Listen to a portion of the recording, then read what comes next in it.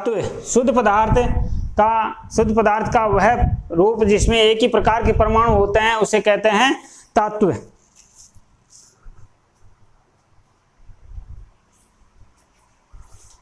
तो देखो तत्वों का ज्ञान होना चाहिए, और तत्वों का ज्ञान है तो रासायनिक सूत्र सबसे पहली बात है, रासायनिक सूत्र हमें आने चाहिए।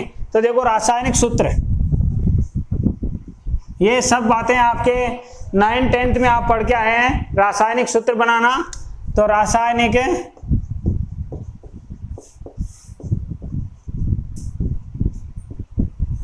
अभिक्रिया, रासायनिक अभिक्रिया, और एक होता है रासायनिक समीकरण, रासायनिक समीकरण। तो देखो तत्वों के बारे में आप पढ़ के आए हैं, भाई तत्व प्रतीक इनके, तो उनके बारे में पढ़ के आए हैं, और नहीं भी पढ़ के आए हैं तो अपन पढ़ा देंगे यहाँ। और सारणी का अपने चैप्टर चलता है पूरा, तो उसमें आपको मैं ट्रेंड कर दूंगा बहुत अच्छे तरीके से। और देखो रासायनिक अभिक्रिया और एक है रासायनिक समीकरण। अब ये इन दोनों रासायनिक अभिक्रिया का जन्म कहाँ से होता है, तो उसके बारे में देखो अपने एक परिवर्तन शब्द आता है, चेंज, परिवर्तन। परिवर्तन दो प्रकार का होता है, एक तो होता है भाई भौतिक परिवर्तन, रसायन के अंदर दो प्रकार का परिवर्तन होता है, एक तो होता है भौतिक परिवर्तन और एक होता है रासायनिक परिवर्तन। रासायनिक परिवर्तन, तो देखो भौतिक परिवर्तन किसी पदार्थ की भौतिक अवस्था, भौतिक संगठन में यदि परिवर्तन होता है, तो वो भौतिक गुणों में यदि परिवर्तन होता है तो वो परिवर्तन भौतिक परिवर्तन कहलाता है।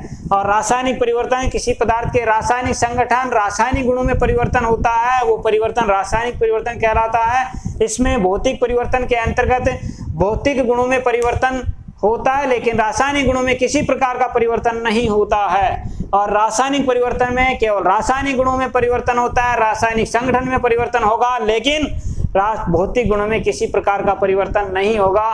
तो ये चीजें आपके जनरल में पहले पढ़ के आए हैं आप। तो देखो भौतिक परिवर्तन का उदाहरण है जैसे बर्फ का पिघलना, भौतिक परिवर्तन का उदाहरण है। भौतिक परिवर्तन अस्थायी होते हैं।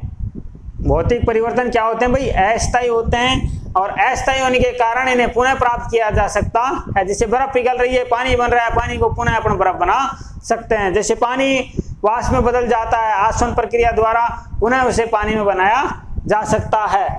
और देखो रासायनिक परिवर्तन जैसे कोयले का जलना, दहन, कोई पदार्थ जल जाता है तो उसकी राख हो जाती है, पुनः वो पदार्थ नहीं बनाया जा सकता। दहन, किण्वन, इस प्रकार के जो ऑक्सीकरण, अपचयन, वो रासायनिक परिवर्तन के अंतर्गत आते हैं। तो देखो अपन रासायनिक परिवर्तन यानी कि रासायनिक परिवर्तन, किसी पदार्थ में होने वाला रासायनिक परिवर्तन एक रासायनिक अभिक्रिया कहलाता है।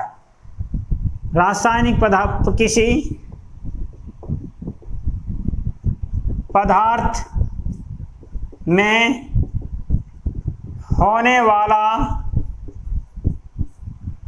रासायनिक परिवर्तन रासायनिक अभिक्रिया कहलाता है भाई। किसी पदार्थ में होने वाला रासायनिक परिवर्तन ही रासायनिक अभिक्रिया कहलाता है। अब रासायनिक परिवर्तन, रासायनिक अभिक्रिया को लिखेंगे कैसे? जो परिवर्तन हो रहा है रासायनिक परिवर्तन, उसे शब्दों में लिख दें। रासायनिक परिवर्तन को यदि अपन शब्दों में लिख दें तो वो रासायनिक अभिक्रिया कहलाती है, ठीक है ना। रासायनिक अभिक्रिया को, रासायनिक परिवर्तन को यदि अपन शब्दों में लिख दें तो वो रासायनिक अभिक्रिया कहलाती है। जैसे हाइड्रोजन, जल का बनना, जल का बनना। तो देखो जल का बनना के अंतर्गत हाइड्रोजन और ऑक्सीजन दोनों क्या करेंगे भाई, अभिक्रिया करेंगे। हाइड्रोजन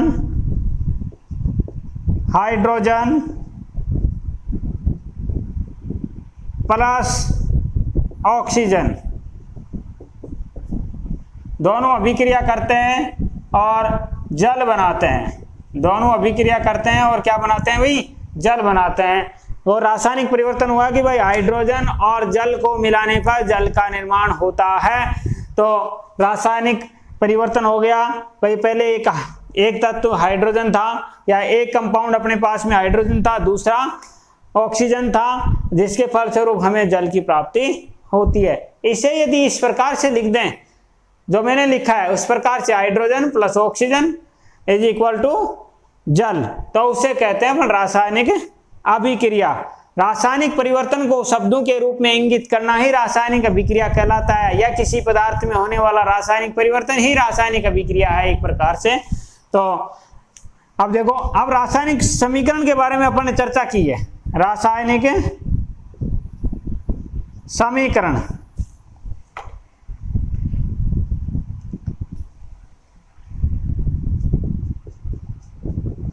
रासायनिक समीकरण, तो देखो रासायनिक समीकरण किसी रासायनिक अभिक्रिया को संकेतों या प्रतीक चिन्हों या उनके सूत्रों के माध्यम से प्रदर्शित करना ही रासायनिक समीकरण कहलाता है। ठीक है ना।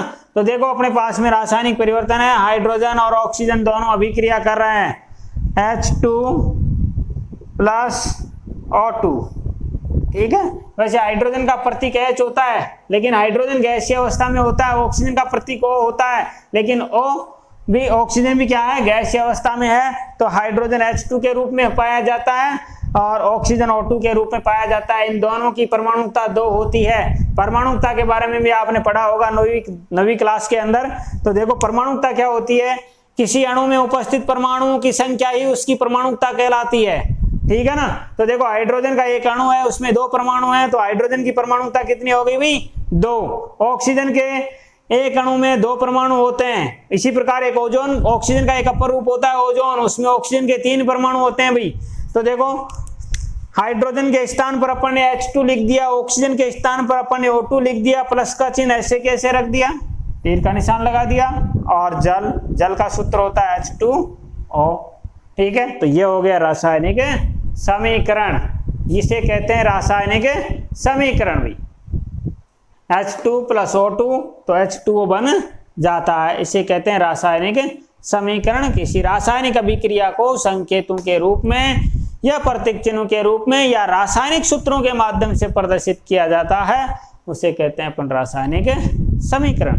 तो देखो अब इस रासायनिक समीकरण को संतुलित करना भी आपने सीख लिया होगा। तो संतुलित करते हैं, संतुलित करने का मतलब यह है कि जिस प्रकार अपने तराजू के 2 पलड़े होते हैं, उनमें बराबर तोलने के लिए बराबर किया जाता है उन्हें, तो उसी प्रकार अपन रासायनिक अभिक्रिया में भी एक पलड़ा इधर वाला है, एक पलड़ा इधर वाला, एक LHS पक्ष है, एक RHS पक्ष है। दोनों में परमाणुओं की संख्या बराबर होनी चाहिए, दोनों का द्रव्यमान बराबर होना चाहिए।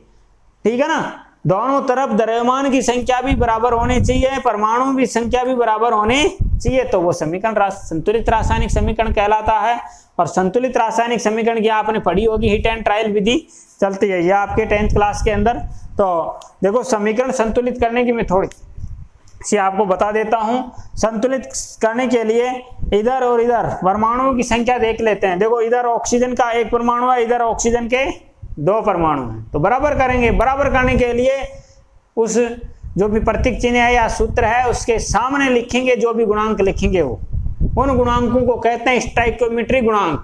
यानी कि जो समीकरण संतुलित करने के लिए जिन गुणांकों का उपयोग किया जाता है उन गुणांकों को स्टोइकियोमेट्रिक गुणांक कहा जाता है। तो देखो ऑक्सीजन की इधर कितनी है भाई, 2, और इधर कितना है, 1। इधर 2 करने के लिए क्या करेंगे भाई, 2 से गुणा करेंगे। कहने का मतलब यहाँ गुणा नहीं करना है, यहाँ लगाना है। ठीक है ना। तो इसके सामने लगा दिया अपने सूत्र H2O है। तो देखो ये 2 किसके हैं भाई, ऑक्सीजन के भी हैं, किसके हैं, ऑक्सीजन के भी हैं 2, और 2 हाइड्रोजन के भी हैं। तो देखो हाइड्रोजन के कितने हो गए, 2 तो पहले से थे, 2 तो नीचे लगे हुए हैं, पहले से थे ये, तो 2 और लगा दिए अपने, गुणांक लगा दिया 2 संतुलित करने के लिए। तो हाइड्रोजन के 2 दूनी 4 हो गए, ऑक्सीजन के 2, ऑक्सीजन का ऑलरेडी पहले से 1 था इसलिए 2 हो गया।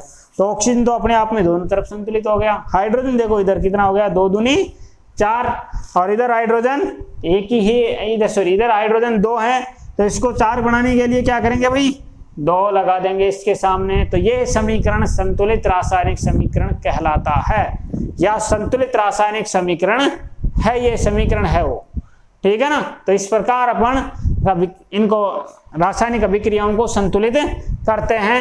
दूसरा समीकरण एक और बता देता हूं मैं, देखो जैसे H2 plus Cl2 HCl, hydrogen और क्लोरीन अभिक्रिया करके हाइड्रोजन क्लोराइड बना रहे हैं, या हाइड्रोक्लोरिक अम्ल जिसे कहते हैं वो बना रहे हैं। देखो इधर हाइड्रोजन के 2 हैं, इधर क्लोरीन के 2 हैं, इधर हाइड्रोजन का 1 है, क्लोरीन का 1 है, तो संख्या बराबर करेंगे इनकी।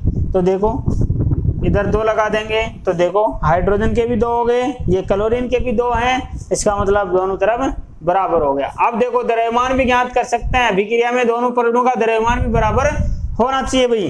तो देखो प्यारे बच्चों, इधर देखो आप, देखो हाइड्रोजन 2 गुणा हाइड्रोजन का द्रव्यमान 1 होता है, गुणा हाइड्रोजन के कितने परमाणु हैं यहाँ 2, भाई 2 तो मैंने पहले लिख दिए, 2 हैं इधर, प्लस ऑक्सीजन 16 गुणा 2, कितना हुआ भाई 2 दूनी 4, प्लस इसका कितना हुआ 32 बराबर 36, तो इधर कितना आया भाई 36, और इधर देखो 2, ठीक है 2 को सबसे गुणा करेंगे भैया ना, तो देखो हाइड्रोजन का 1 परमाणु 2 है, प्लस ऑक्सीजन का 16, ठीक है ना, परमाणु 1 है, ऑक्सीजन का परमाणु भार 16 होता है, ये 16 कहाँ से आ गया, ये 1 कहाँ से आ गया, तो ये आपको यार थोड़ा ध्यान रखना है भाई, हाइड्रोजन का परमाणु भार 1 होता है, ऑक्सीजन का परमाणु भार 16 होता है। ये कोरोना ने आपको सब कुछ भुला दिया है, तो आपको घबराने की जरूरत नहीं है, हम हैं आपके साथ में, आपको सब चीजें पुनः दोबारा से याद करवाएंगे। देखो तो इधर का तो देखो इस LHS पक्ष का तो क्या हो गया भाई 36, अब आप इसमें ग्राम में माप सकते हैं, आप एटॉमिक मास यूनिट में भी ले सकते हैं, आप किलोग्राम में भी ले सकते हैं, तो ये पाउंड में भी ले सकते हैं, कुछ भी है। देखो 2 गुणा 2 एकम 2, और ये कितना हुआ 16 एकम 16, तो 2 और 16 कितना हो गया भाई 18, तो देखो ये कितना आया भाई 36, तो इधर भी 36 है और इधर भी 36 है। ये समीकरण संतुलित रासायनिक समीकरण है भाई, संतुलित रासायनिक समीकरण, संतुलित रासायनिक समीकरण जिसे कहते हैं अपन। संतुलित रासायनिक समीकरण का मतलब यह है कि उसमें क्रियाकारकों का द्रव्यमान उत्पाद का द्रव्यमान बराबर होना चाहिए, क्रियाकारकों में परमाणुओं की संख्या और उत्पाद में परमाणुओं की संख्या बराबर होनी चाहिए, तो वो संतुलित रासायनिक समीकरण कहलाता है। ठीक है भाई, तो देखो अपन ने इसको देख लिया है, परमाणुओं की संख्या को देखा है पहले, फिर इनका द्रव्यमान देखा है अपन ने। तो किसी भी रासायनिक अभिक्रिया, अब रासायनिक परिवर्तन और रासायनिक समीकरण या रासायनिक अभिक्रिया के फलस्वरूप हमें एक सिद्धांत और याद आ जाता है, एक सिद्धांत की उत्पत्ति और हो जाती है, द्रव्यमान संरक्षण का नियम, द्रव्यमान संरक्षण का नियम। तो देखो द्रव्यमान संरक्षण का नियम ये कहता है कि अभिक्रिया में क्रियाकारकों का द्रव्यमान और उत्पाद का द्रव्यमान बराबर होता है, जितना क्रियाकारकों का द्रव्यमान होगा उत्पाद भी हमें उतना ही मिलेगा जितना द्रव्यमान क्रियाकारकों का ले रहे हैं अपन, तो उत्पाद का द्रव्यमान भी उतना ही होगा। तो यहाँ अपन को अर्थात रासायनिक अभिक्रिया के दौरान द्रव्यमान को न तो उत्पन्न किया जा सकता है न ही नष्ट किया जा सकता है, ठीक है, द्रव्यमान संरक्षित रहता है, इसे ही कहते हैं द्रव्यमान संरक्षण का नियम। जो आगे आएगा आपने लिखवा दूंगा मैं, वहां घबराने की जरूरत नहीं है आपको, आप तो मेरे साथ साथ चलते रहना। तो आप इधर देख लो, चाहे इसे आप इसका देख लो, इसको संतुलित, परमाणुओं को तो अपने संतुलित कर लिया, द्रव्यमान को संतुलित कर लेते हैं। देखो एक हाइड्रोजन का परमाणु भार 1 होता है और परमाणु कितने हाइड्रोजन के 2, तो कितना हुआ भाई 2 एकम 2। क्लोरीन का परमाणु भार 35.5 होता है भाई, ठीक है ना, 35.5 गुणा 2, तो ये कितना हुआ भाई 35 गुणा 70, और ये आधा तो 1 हो गया, 71 हो गया ये। इधर देखो 2 1 प्लस कितना हुआ ये 35.5, ठीक है ना भाई, एक एक से क्या गुणा करेंगे, बाहर है उसी से कर लेंगे अपन गुणा। तो देखो आप 36.5 गुणा 2 इतना हुआ भाई 73, और इधर भी 73, तो इधर भी 73 आ रहा है, इधर भी 73 आ रहा है। इसका मतलब ये समीकरण संतुलित है, संतुलित है, अर्थात द्रव्यमान संरक्षण के नियम का पालन कर रहा है ये पूरी तरह से। तो रासायनिक अभिक्रियाओं के बारे में, रासायनिक समीकरणों के बारे में ये आना चाहिए। अब ये सूत्र अपने को, ये सूत्र बनाना भी आना चाहिए। ये सूत्र बनाने के लिए ये मेन बात है, अगर आपको सूत्र बनाना आता है तो आप केमिस्ट्री में कभी मात नहीं खाएंगे। सूत्र बनाना आपको आना चाहिए। ये पार्ट आपके लिए बहुत ही, ये जो क्लास है आपके लिए बहुत ही इंपॉर्टेंट क्लास है भाई। इस क्लास को आप हल्के में मत लेना, ये बहुत ही इंपॉर्टेंट क्लास है, आपका बेस तैयार करने की क्लास है। तो आप कहीं कतई इस प्रकार की ये मत लेना कि भाई ये चीज़ें नॉर्मल चीज़ें हैं, तो नॉर्मल नहीं है। ये चीज़ें आपको आती हैं तो ही आप आगे के प्लेटफॉर्म पर आप, यानी कि यदि आपको कच्चे में चलना आता है तभी आप सड़क पर चल पाएंगे। तो ये आपको हल्के में नहीं लेना है।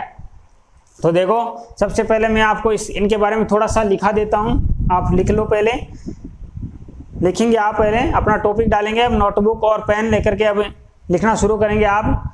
तो देखो, रसायन विज्ञान टॉपिक डालेंगे आप, रसायन विज्ञान। तो रसायन विज्ञान के अंतर्गत आप लिखेंगे विज्ञान की वह शाखा, विज्ञान की वह शाखा जिसमें किसी पदार्थ की संरचना, विज्ञान की वह शाखा जिसमें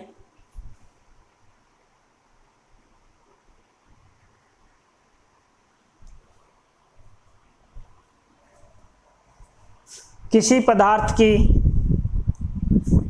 संरचना, संगठन, कौमा गुणधर्म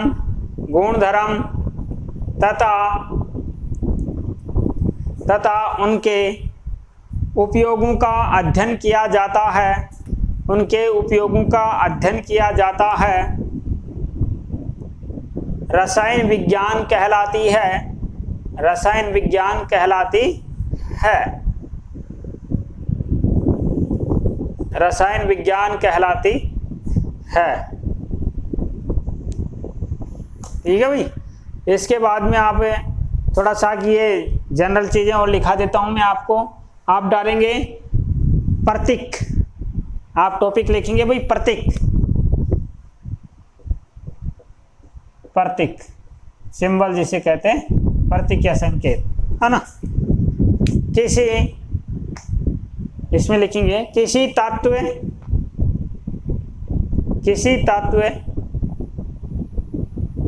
को, किसी तत्व के नाम को संकेतों के रूप में प्रदर्शित करना ही प्रतीक कहलाता है, संकेतों के रूप में प्रदर्शित करना ही प्रतीक कहलाता है। किसी धातु के नाम को संकेतों के रूप में प्रदर्शित करना ही प्रतीक कहलाता है। तो एग्जाम्पल लिख लो इसके लिए, एग्जाम्पल लिखा देता हूं मैं इसके लिए आपको।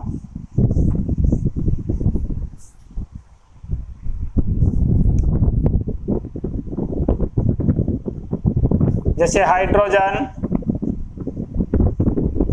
हाइड्रोजन का प्रतीक H, हाइड्रोजन का प्रतीक H, ठीक है ना। हीलियम,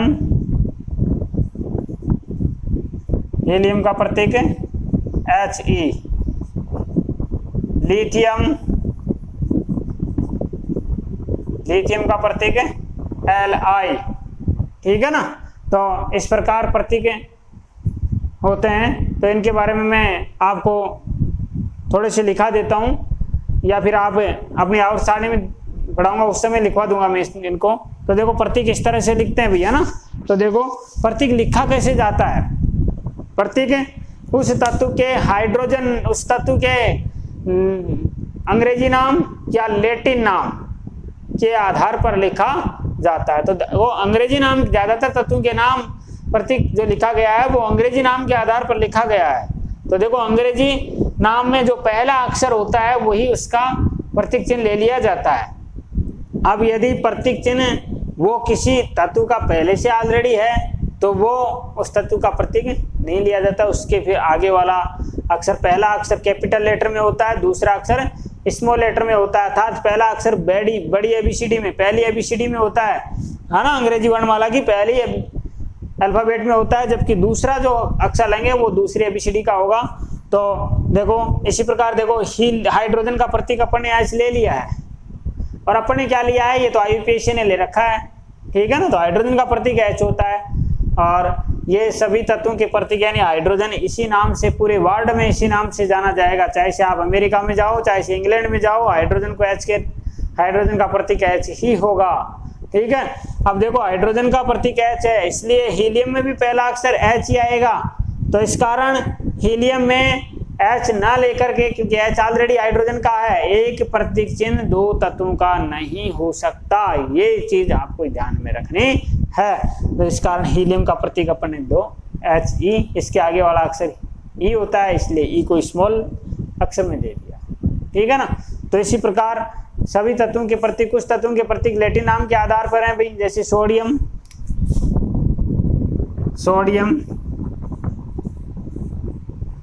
का प्रतीक Na होता है और इसके आधार पर अंग्रेजी नाम के आधार पर लेंगे तो S होगा भाई। लेकिन S किसका प्रतीक है भाई? सल्फर का है भाई। S प्रतीक किसका है? सल्फर का।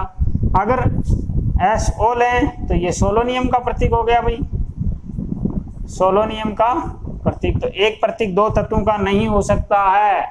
S चिन्ह जो प्रतीक चिन्ह है वो सल्फर को दे दिया गया, तो सल्फर को S के नाम से ही जानेंगे, इसलिए सोडियम का प्रतीक S भी नहीं हो सकता है और SO भी नहीं हो सकता है। तो फिर सोडियम का लैटिन नाम देखते हैं। सोडियम का लैटिन नाम होता है नेट्रियम। सोडियम का लैटिन नाम होता है नेट्रियम। इस कारण देखो इसमें से भी, यहाँ भी सोडियम के पीछे पड़े हुए हैं। सोडियम का प्रतीक कहीं से लेने देने के लिए पीछे ही पड़े हुए हैं। देखो पहले सल्फर पीछे पड़ गया, फिर सोलोनियम पीछे पड़ गया, अब देखो नेट्रियम पे आए अपन। नेट्रियम का मतलब अपन लैटिन नाम पे आ गए, तो लैटिन नाम पे देखो नाइट्रोजन आ गया, इसका पहला अक्षर N है, इसलिए देखो N है तो नाइट्रोजन का N प्रतीक किसका है भाई? नाइट्रोजन का है। अब नाइट्रोजन भी आ गया यहाँ। इसके बाद में देखते हैं भाई Na बनेगा, तो Na को अपन ने सोडियम का प्रतीक चिन्ह माना है।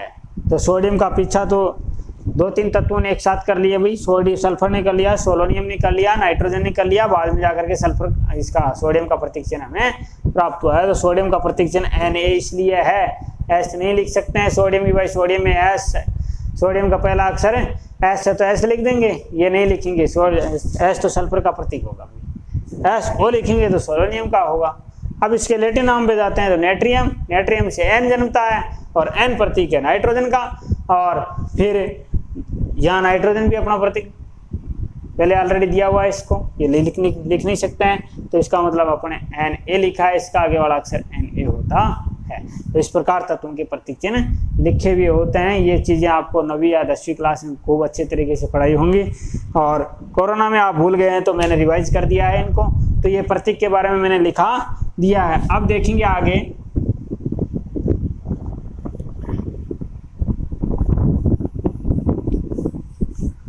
अब जो अगला टॉपिक है अपना वो है भाई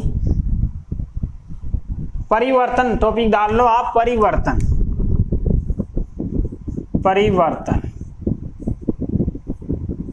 चेंजेस, परिवर्तन। तो इसमें लिखना आप डैश लगा करके, परिवर्तन में लिखना आप किसी पदार्थ में होने वाला बदलाव परिवर्तन कहलाता है। किसी पदार्थ में होने वाला बदलाव परिवर्तन कहलाता है। परिवर्तन कहलाता है। अब नीचे डालेंगे, परिवर्तन मुख्यतया दो प्रकार के होते हैं। नंबर 1 लिखना भाई, नंबर 1 लिखना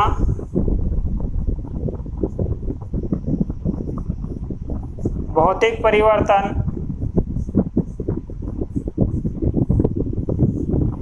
फिजिकल चेंजेस, भौतिक परिवर्तन। ठीक है भाई, इसी में लिखा देता हूं मैं यहाँ भौतिक परिवर्तन, फिजिकल चेंजेस, इसमें लिखना आप। भौतिक परिवर्तन में लिखेंगे किसी पदार्थ में होने वाला वह परिवर्तन, किसी पदार्थ में होने वाला वह परिवर्तन, किसी पदार्थ में होने वाला वह परिवर्तन जिसमें उस पदार्थ के भौतिक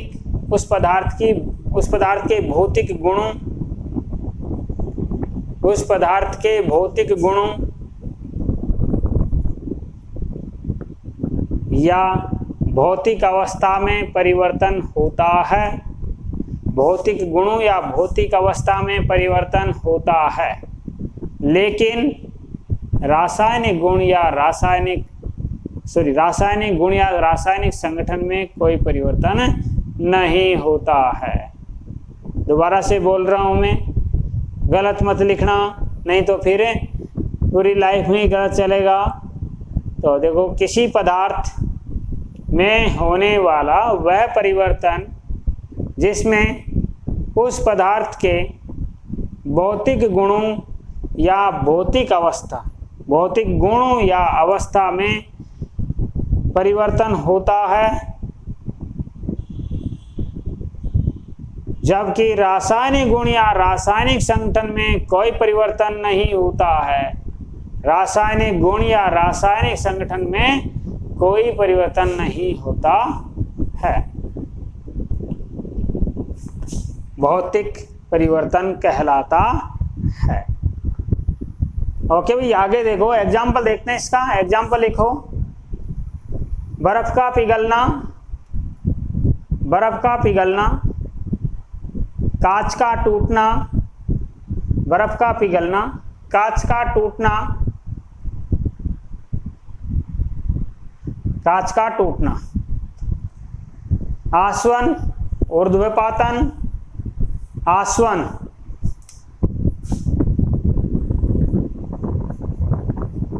आसवन, ऊर्ध्वपातन,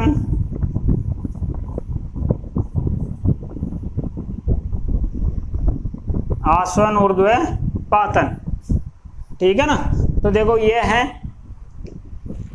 आदि, है ना। तो देखो आसवन क्या है। आसवन भाई, ये सब चीजें आपके 9वीं क्लास में चलती हैं भाई सारी। तो आसवन देखो, किसी द्रव पदार्थ को अपन गर्म करेंगे, है ना। द्रव पदार्थ को क्या करेंगे, गर्म करेंगे, है ना। ध्यान से सुन लेना, गर्म करेंगे, गर्म करने पर वो वाष्पित हो जाता है, उसकी गैस बन जाती है। अब गैस को पुनः संघनन प्रक्रिया द्वारा ठंडा कर दिया जाए, इस पूरे प्रक्रम को कहते हैं आसवन।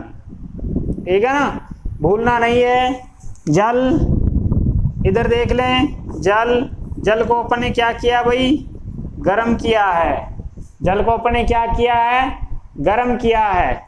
और गर्म करने पर ये किस में बदल गया भाई, वाष्प में बदल गया। ठीक है, तो ये तो हो गया, इस प्रक्रिया को तो कहते हैं वाष्पीकरण। और यदि इसे संघनन द्वारा ठंडा कर दिया जाए, यानी ठंडा कर दिया जाए वाष्प को, तो वो हो जाता है फिर इस पूरे, अर्थात संघनन और वाष्पीकरण दोनों मिलकर के आसवन के अंतर्गत आते हैं। तो आपको सीधी सी ध्यान रखनी है, आसवन वह प्रक्रिया जिसमें किसी द्रव पदार्थ को गर्म करने पर वह वाष्प में बदल जाती है और वाष्प को पुनः ठंडा करने पर वह द्रव में बदल जाती है। संपूर्ण प्रक्रिया को आसवन कहते हैं। ठीक है भाई। एक और होता है प्रभाज्य आसवन, तो इस उदाहरण लिखना, आपको लिखनी नहीं है परिभाषा। एक और होता है प्रभाज्य आसवन। प्रभाज्य आसवन उनका किया जाता है जिनके दो द्रव हैं, जिनके क्वथनांकों में बहुत कम अंतर होता है, 25 केल्विन से कम का अंतर होता है। उदरोपातन में क्या होता है कि भाई कोई ठोस पदार्थ होता है,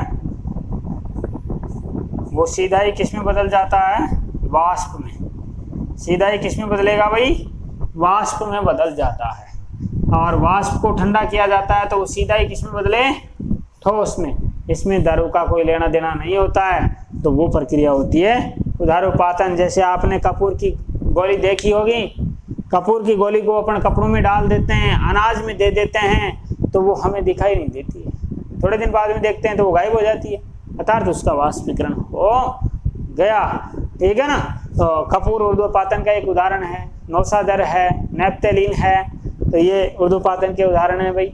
तो ये तो हो गया भौतिक परिवर्तन। दूसरा परिवर्तन डालेंगे भी, भौतिक परिवर्तन में एक लाइन और लिख लेंगे। भौतिक परिवर्तन अस्थायी होते हैं। भौतिक परिवर्तन अस्थायी भौतिक परिवर्तन क्या होते हैं? अस्थायी। कैसे भाई अस्थायी? अस्थायी कैसे? जैसे बर्फ क्या हो गई भाई? पिघल गई। बर्फ पिघलने के बाद में क्या बना भाई? जल बन गया। अब उस जल को पुनः क्या कर देंगे अपन? ठंडा करके पुनः उसे क्या कर देंगे? बर्फ बना देंगे, अर्थात हिमीकरण प्रक्रिया द्वारा बर्फ बना देंगे। ठीक है, कांच टूट गया तो कांच को गला करके नया कांच बनाया जा सकता है, समझ गए ना? तो इस प्रकार ये अस्थायी होता है, अर्थात अस्थायी है। तो आपने लिखा भाई भौतिक परिवर्तन अस्थायी होता है, और अस्थायी के साथ साथ में आप लिखोगे कि भौतिक परिवर्तन इसलिए ये उत्क्रमणीय प्रक्रम है, इसलिए ये उत्क्रमणीय प्रक्रम है। उत्क्रमणीय प्रक्रम, देखो उत्क्रमणीय प्रक्रम, रिवर्सिबल प्रोसेस। उत्क्रमणीय प्रक्रम का मतलब रिवर्सिबल प्रोसेस कहते हैं इसे इंग्लिश में। तो देखो उत्क्रमणीय का मतलब सीधा चलेगा और उल्टा चलेगा, दोनों दिशाओं में चलता है। तो इस प्रकार के प्रक्रम को ऐसे चिन्ह से दर्शाते हैं भाई, दोनों तरफ। ठीक है ना? जल बर्फ में बदल गया, बर्फ जल में बदल गई। ठीक है, तो ये इस प्रकार का चिन्ह होता है, वो उत्क्रमणीय का होता है। तो ये था आपका भौतिक परिवर्तन। अब लिखेंगे आप, देखो अगला पॉइंट 2 नंबर,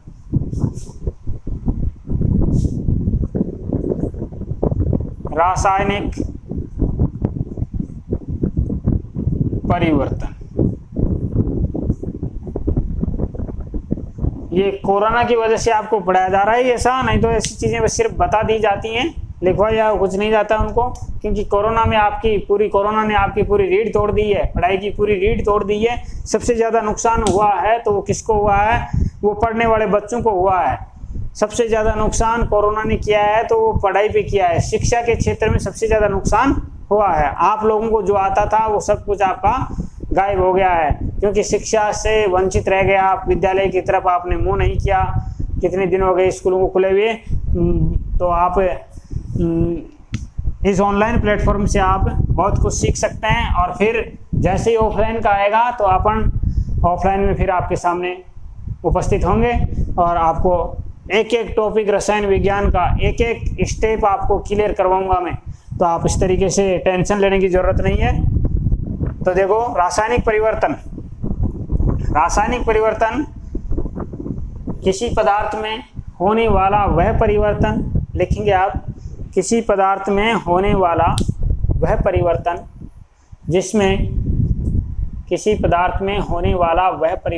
जिसमें उस पदार्थ के रासायनिक गुण व संगठन में परिवर्तन होता है, जिसमें उस पदार्थ के रासायनिक गुण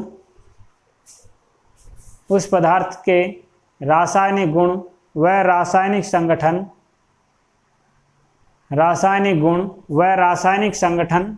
में परिवर्तन होता है, रासायनिक गुण व रासायनिक संगठन में परिवर्तन होता है,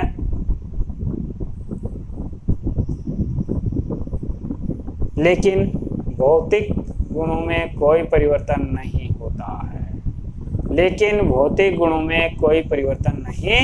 होता है। रासायनिक परिवर्तन कहलाता है। अब लिखेंगे आप इसमें इसके एग्जाम्पल लिखेंगे। कोयले का जलना,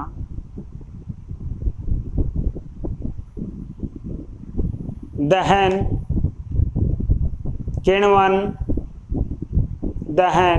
किण्वन, ऑक्सीकरण, अपचयन आदि। ठीक है, और रासायनिक अभिक्रिया पढ़ेंगे तो रासायनिक परिवर्तन पढ़ेंगे अपन पूरे। ठीक है ना? तो अब इसमें लिखेंगे नीचे,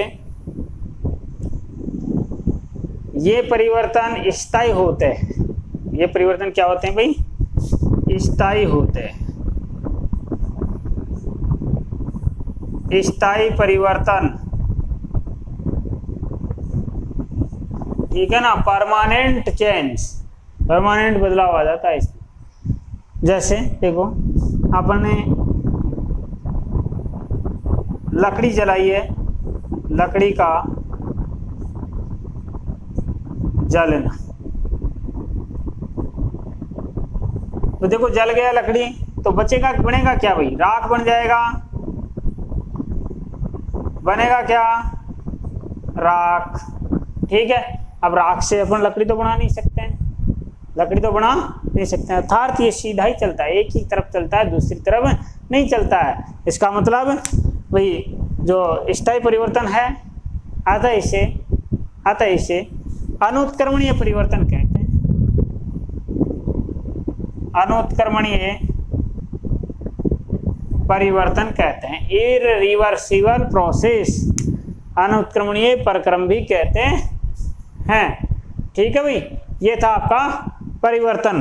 तो परिवर्तन मेरे हिसाब से आपको क्लियर समझ में आ गया होगा, और समझ में नहीं आया हो तो एक बार दोबारा से आप क्लास को देख लेंगे, और फिर भी नहीं आए तो आप मेरे से फिर जब ऑफलाइन क्लास में अपन मिलेंगे तो फिर मिल लेना मेरे से, फिर बता दूंगा मैं। अब देखो आगे देखते हैं अपन। अब आप टॉपिक डालेंगे रासायनिक अभिक्रिया, इनके बारे में बस थोड़ा थोड़ा सा ही लिखाऊंगा मैं, क्योंकि इनके बारे में आप डिटेल से पढ़ के आए हैं, बस थोड़ा थोड़ा सा परिभाषाएं लिखा दूंगा। रासायनिक अभिक्रिया, इसमें लिखेंगे किसी पदार्थ में रासायनिक अभिक्रिया, टॉपिक डाल करके आप लिखेंगे भैया। आप अपनी नोट्सों की कॉपी एक 100 रुपये के लगभग का रजिस्टर खरीद लेना, जो बाइंडिंग वाला हो वो खरीदना भाई, उसमें लिखना आप, ताकि वो फटे नहीं, है ना। गत्ते वाला होगा वैसे तो फट जाएगा, चिपका हुआ होगा वो तो, और बाइंडिंग वाला खरीदना, उसमें लिखना आप, और रेगुलर क्लासों के आप नोट्स बनाते रहना, ये नोट्स आपको भविष्य में बहुत काम आएंगे भाई, है ना। तो रासायनिक अभिक्रिया किसी पदार्थ में होने वाला, किसी पदार्थ में होने वाला रासायनिक परिवर्तन ही रासायनिक अभिक्रिया कहलाता है। किसी पदार्थ में होने वाला रासायनिक परिवर्तन ही रासायनिक अभिक्रिया कहलाता है।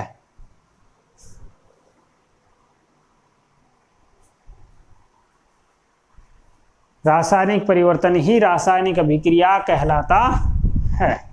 ठीक है भाई, नीचे की लाइन में लिखेंगे आप, लाइन बदल करके लिखेंगे, किसी रासायनिक परिवर्तन को, किसी रासायनिक परिवर्तन को शब्दों के रूप में लिखना ही, किसी रासायनिक परिवर्तन को शब्दों के रूप में लिखना ही रासायनिक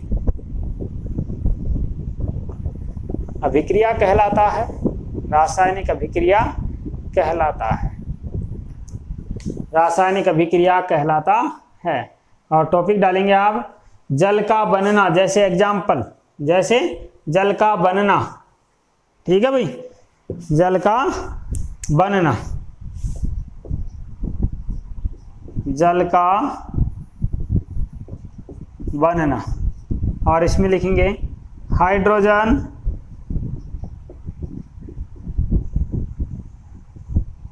इसमें लिखना आप इधर, है ना, यहाँ लगा करके, ये नहीं उतारना है पहले। हाइड्रोजन और ऑक्सीजन अभिक्रिया करके या मिल करके, ठीक है ना, अभिक्रिया का मतलब मिलना, हाइड्रोजन और ऑक्सीजन मिल करके या अभिक्रिया करके जल का निर्माण करते हैं। हाइड्रोजन और ऑक्सीजन मिल करके जल का निर्माण करते हैं, ये रासायनिक परिवर्तन है भाई। जो मैंने ये लाइन अभी बोली है कि हाइड्रोजन और ऑक्सीजन, हाइड्रोजन, हाइड्रोजन और ऑक्सीजन, ऑक्सीजन अभिक्रिया करके, अभिक्रिया करके जल बनाते हैं, अभिक्रिया करके जल बनाते हैं। ये भी रासायनिक परिवर्तन है। ये जो लाइन मैंने अब लिखी है यहाँ, ये रासायनिक परिवर्तन है, ये उतारना आपको, रासायनिक परिवर्तन है ये। इसको अपन रासायनिक अभिक्रिया में लिखेंगे, देखो hydrogen plus oxygen, hydrogen plus oxygen, और ये क्या बन गया भाई, जल। इसे कहते हैं अपन रासायनिक अभिक्रिया, रासायनिक अभिक्रिया। ठीक है, तो रासायनिक परिवर्तन में, रासायनिक अभिक्रिया में डिफरेंस आपको समझ में आ गया होगा। रासायनिक परिवर्तन ये रहा, हाइड्रोजन और ऑक्सीजन अभिक्रिया करके जल बनाते हैं। पहले हाइड्रोजन था, एक ऑक्सीजन था, दोनों अलग अलग थे।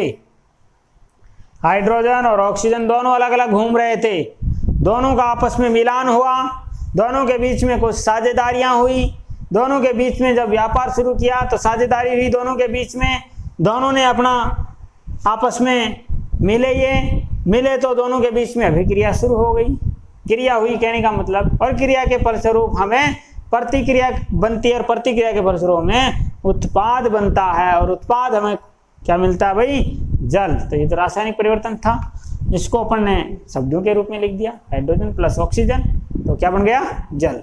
तो यहाँ तक तो आपको कोई दिक्कत नहीं होनी चाहिए। ये है हाइड्रोजन प्लस ऑक्सीजन बराबर जल। तो और एक एग्जाम्पल और दिखा देता हूँ मैं, ये दोबारा से लिखवा दूंगा मैं।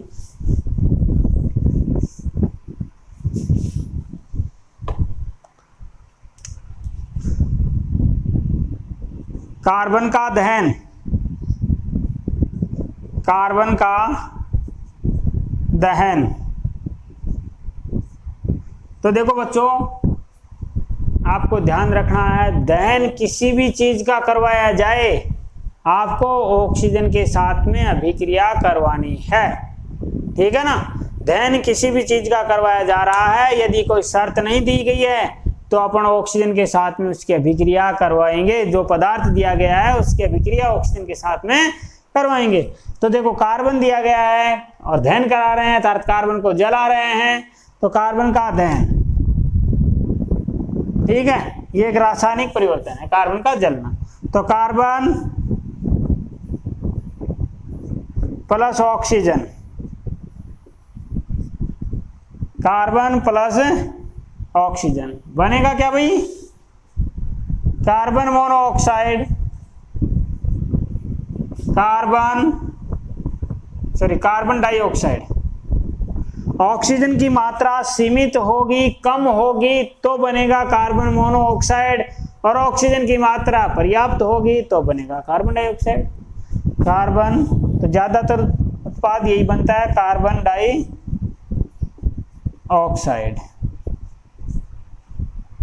तो उतार लें आप इसे, कार्बन का दहन, और ये उतार लें आप।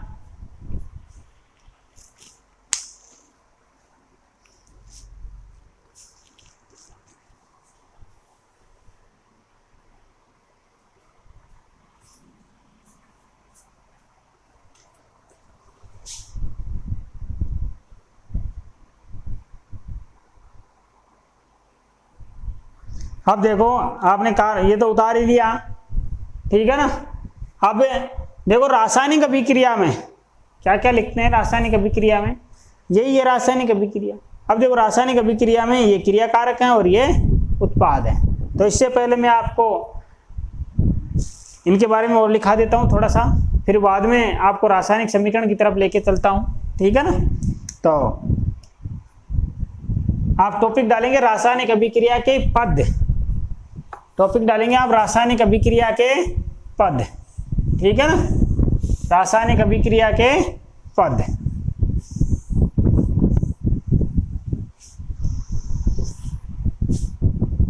के पद, ठीक है ना। तो नंबर 1 क्रिया कारक, क्रिया कारक, क्रिया कारक को अभिकारक भी कहते हैं भी, अभिकारक, ठीक है। अभिकारक को अंग्रेजी में रिएक्टेंट कहते हैं, है ना, अभिकारक को अंग्रेजी में रिएक्टेंट कहते हैं भैया ना। तो क्रिया कारक और अभिकारक, तो परिभाषा लिखेंगे इसकी, परिभाषा लिखेंगे इसकी, देखो, क्रिया और कारक, क्रिया को शुरू करने वाले, अभिकारक अभिक्रिया को शुरू करने वाले, बात एक ही है, क्रिया कारक क्रिया को शुरू करने वाले, अभिकारक अभिक्रिया को शुरू करने वाले। तो ये क्या हो गया भाई, अभिक्रिया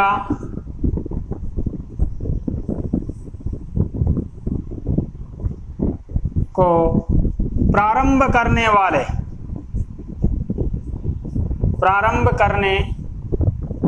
वाले या अभिक्रिया में भाग लेने वाले पदार्थ क्रियाकारक कहलाते हैं। भाग लेने वाले पदार्थ क्रियाकारक कहलाते हैं भाई। आप देखो लिखेंगे, आप देखो ये इधर। अब इनको अभिकारकों को लिखते किधर हैं? जो तीर का चिन्ह लगाते हैं अपन, उस तीर के चिन्ह के बाईं ओर लिखा जाता है। तो लिख लें आप, क्रियाकारक या अभिकारक टॉपिक डालें और इसमें लिखेंगे अभिक्रिया में भाग लेने वाले, अभिक्रिया में भाग लेने वाले या अभिक्रिया में भाग लेने वाले या अभिक्रिया को शुरू करने वाले पदार्थ क्रियाकारक कहलाते हैं।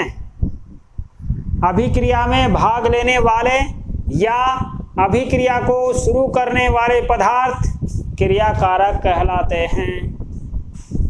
अभिक्रिया में भाग लेने वाले या अभिक्रिया को शुरू करने वाले पदार्थ क्रियाकारक कहलाते हैं। ठीक है भाई। लाइन में और लिखने, नीचे की लाइन में क्रियाकारकों को तीर के चिन्ह के बाईं ओर लिखा जाता है। क्रियाकारकों को तीर के चिन्ह के बाईं ओर लिखा जाता है। ठीक है भाई। अब नीचे देखते हैं, दूसरा पद लिखते हैं उत्पाद। दूसरा पद होगा उत्पाद। नंबर 2 उत्पाद या फिर क्रियाफल। क्रियाफल देखो, उत्पाद अभिक्रिया के दौरान उत्पन्न होने वाले पदार्थ होते हैं ये, ठीक है ना। अभिक्रिया के दौरान उत्पन्न होने वाले पदार्थ या क्रिया के फल स्वरूप बनने वाले पदार्थ क्रियाकारक के क्रियाफल कहलाते हैं। यानी दो पदार्थों के बीच में अभिक्रिया हो गई, उसके बाद में क्या फल प्राप्त होगा वही क्रियाफल कहलाएगा भाई। क्रिया के फल स्वरूप बनने वाला फल क्रियाफल।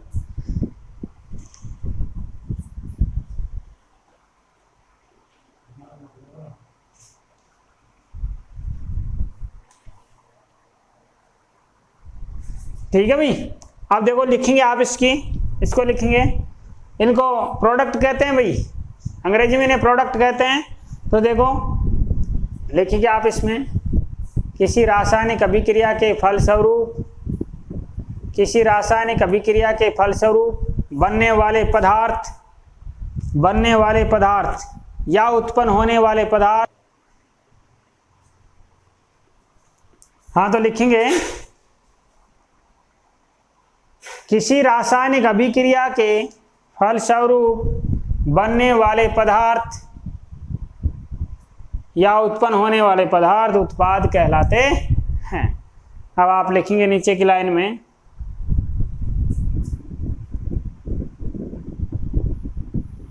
इन्हें रासायनिक अभिक्रिया में तीर के चिन्ह के दाईं ओर लिखा जाता है। देखो दाईं ओर, तीर के चिन्ह के दाईं ओर लिखा जाता है। ठीक है ना। जहां आपने ये समीकरण लिख रखा है, तो चलो नीचे उतार लो आप दोबारा से इस समीकरण को। तो देखो ये तो क्या है भाई, क्रियाकारक, और ये क्या है भाई,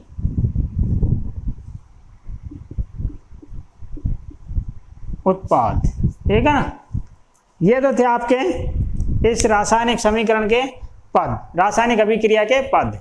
अब रासायनिक समीकरण टॉपिक डालेंगे अपन, रासायनिक समीकरण।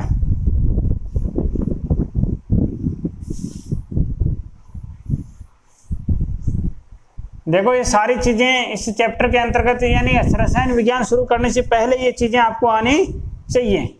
अगर ये आती हैं आपको, तो आप कहीं भी मात नहीं खाने वाले हैं, और आपको बहुत ही अच्छे तरीके से नियमित रूप से अध्ययन करना है भाई।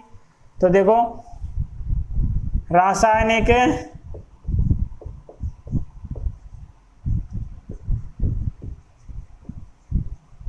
समीकरण, रासायनिक समीकरण,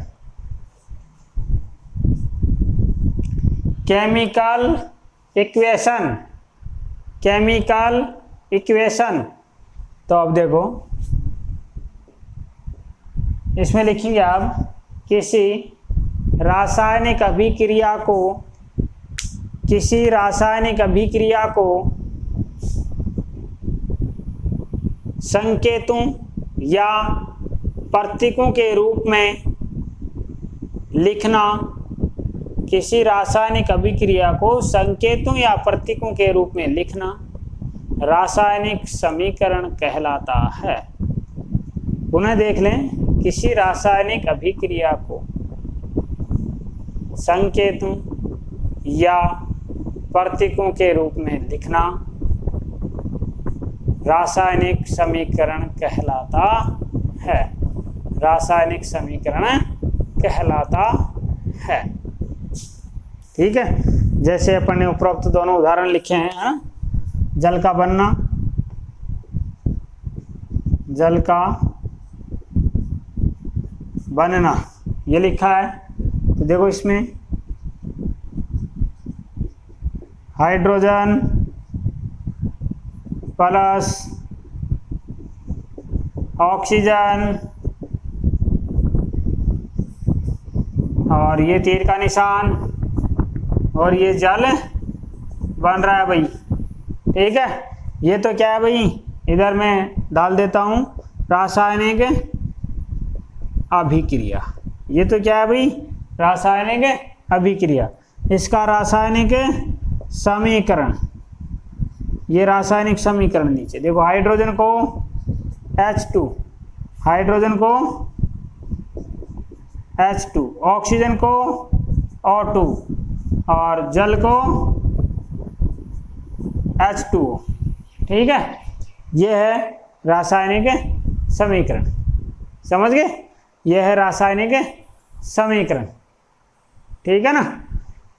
और संतुलित रासायनिक समीकरण नीचे लिख लेंगे, इसके लिखाने की जरूरत नहीं, आप समझ जाओगे। संतुलित रासायनिक समीकरण, संतुलित रासायनिक समीकरण। इसमें देखो संतुलित रासायनिक समीकरण में एक लाइन लिख लो, इसमें भी परिभाषा इसकी भी लिख लो।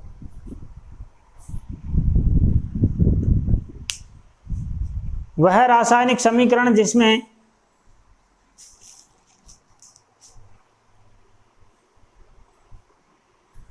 वह रासायनिक समीकरण जिसमें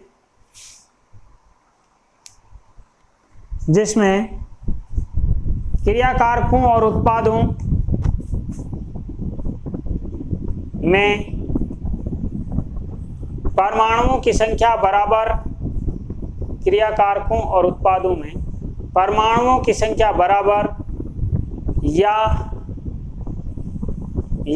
क्रियाकारकों और उत्पादों का द्रव्यमान आपस में बराबर होना चाहिए, आपस में बराबर होना चाहिए, आपस में बराबर होना चाहिए, तो वह संतुलित रासायनिक समीकरण कहलाता है। तो वह संतुलित रासायनिक समीकरण कहलाता है, संतुलित रासायनिक समीकरण कहलाता है। ठीक है भाई, पुनः एक बार बोल देता हूं मैं, किसी रासायनिक अभिक्रिया में अभिकारकों या क्रियाकारकों तथा उत्पादों के परमाणुओं की संख्या बराबर या क्रियाकारकों व उत्पादों का द्रव्यमान बराबर हो तो वह समीकरण संतुलित रासायनिक समीकरण कहलाता है। वह समीकरण संतुलित रासायनिक समीकरण कहलाता है। ठीक है, तो देखो अब एग्जाम्पल लिखेंगे इसमें नीचे, इसमें नीचे लिखेंगे यही एग्जाम्पल।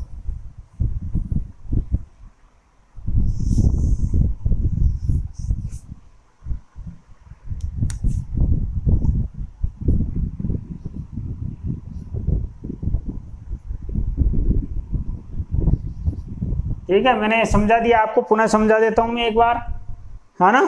तो समीकरण उतार लें आप, पुनः समझा देता हूं, फिर ये कंफ्यूज होने की जरूरत ही नहीं है आपको।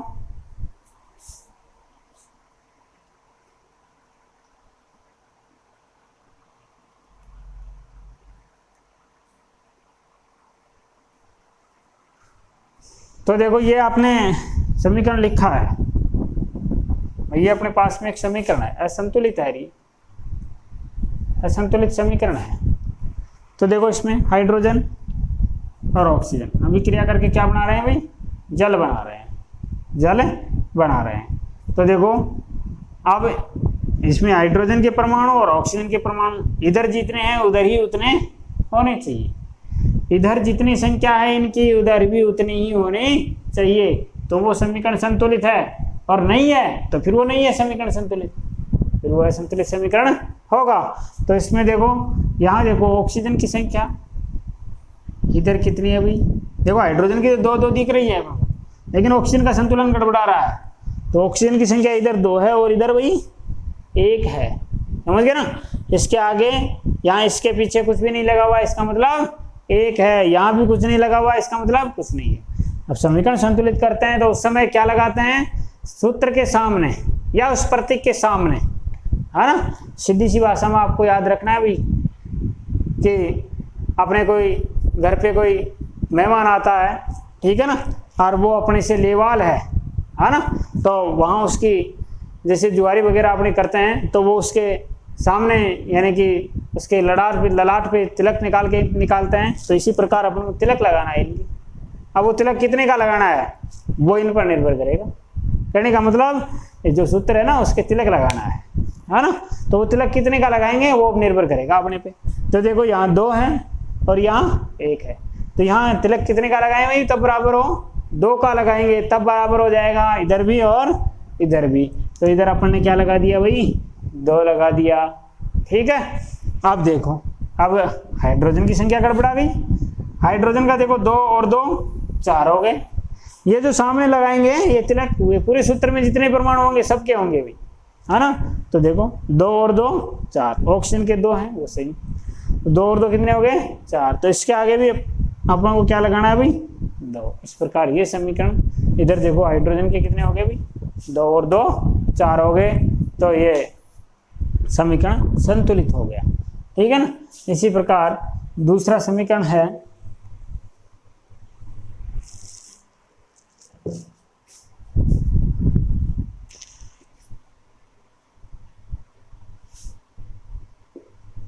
HCl का निर्माण। तो देखो हाइड्रोजन, समीकरण लिख रहा हूं मैं, अभिक्रिया नहीं लिख रहा हूं, है ना, अभिक्रिया नहीं लिख रहा हूं, समीकरण ही लिख रहा हूं मैं, है ना। तो हाइड्रोजन का, हाइड्रोजन प्लस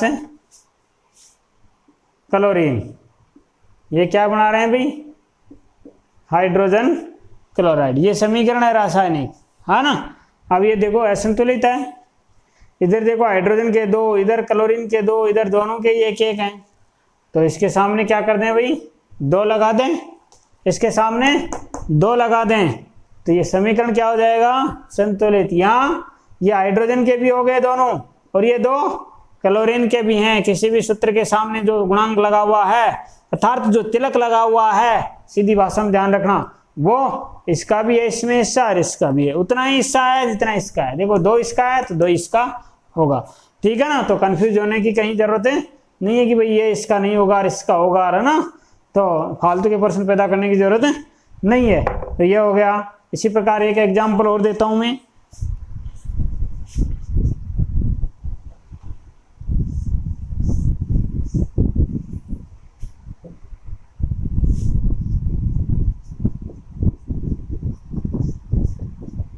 अमोनिया का संश्लेषण।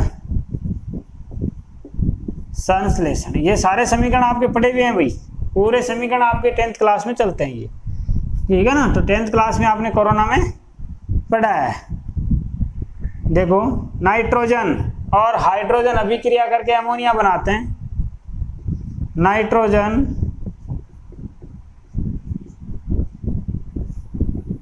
प्लस हाइड्रोजन, और ये बना रहे हैं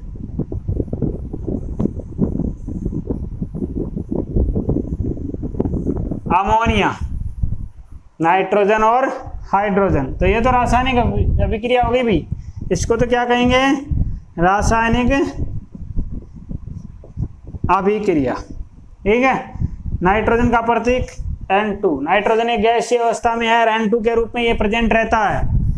प्लस हाइड्रोजन का प्रतीक H2, ठीक है।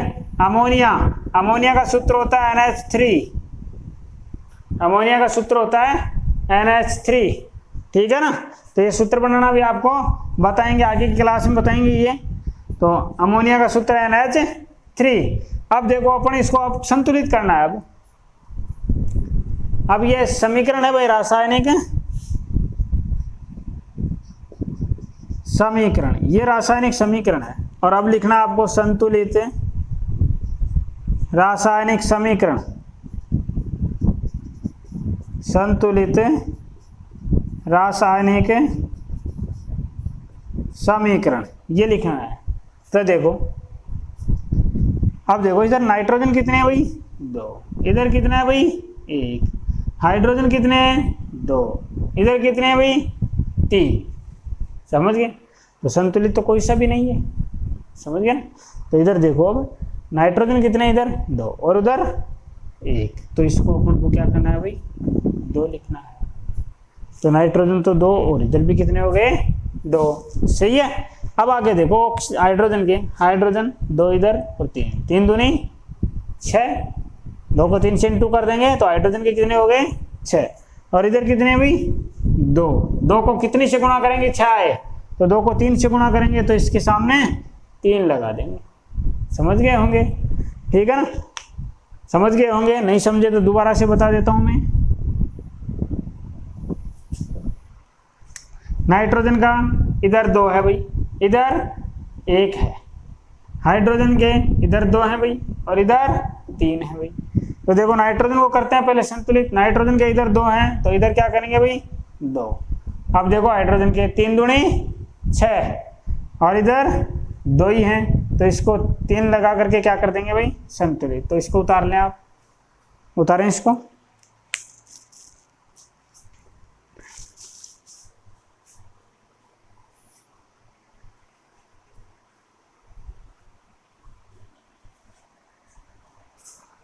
तो यह है रासायनिक समीकरण, रासायनिक अभिक्रिया, इनके बारे में आपने आज चर्चा की है इस क्लास में। सामान्य से बहुत रसायन विज्ञान का जो जनरल इंट्रोडक्शन है वो अपने किया है, और आगे की जो अपनी जो अगली क्लास होगी उसमें अपन रासायनिक सूत्र बनाना भी सीखेंगे और कुछ मूलक यौगिक भी सीखेंगे।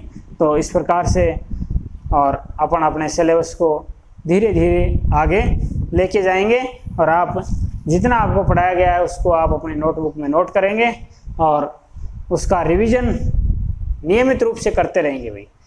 ये केमिस्ट्री एक ऐसी चीज़ है कि भाई याद नहीं रहती है, ये इतना ही बड़ा विद्वान हो याद नहीं रहती है उसके। इसको यदि रेगुलर नहीं लाया जाता है तो याद नहीं रहती है, ये रेगुलर लाना पड़ता है इसको, रेगुलर इसका नियमित रूप से अध्ययन चाहती है, ये नियमित अध्ययन होना चाहिए इसका। शाम को भी, सुबह को भी, रात को सोएं तो भी केमिस्ट्री का ही अध्ययन करके सोएं। ध्यान रखना, केमिस्ट्री के बिना जीवन संभव नहीं है, ठीक है ना। आप डॉक्टर बनने के लिए जा रहे हैं तो आप जो जितनी भी दवाइयाँ देंगे वो सारी केमिस्ट्री के अंतर्गत ही हैं, सारी, यानी उनका उत्पादन केमिस्ट्री से ही शुरू होता है, बनाने का जो फॉर्मूला है सारा इसी से आता है।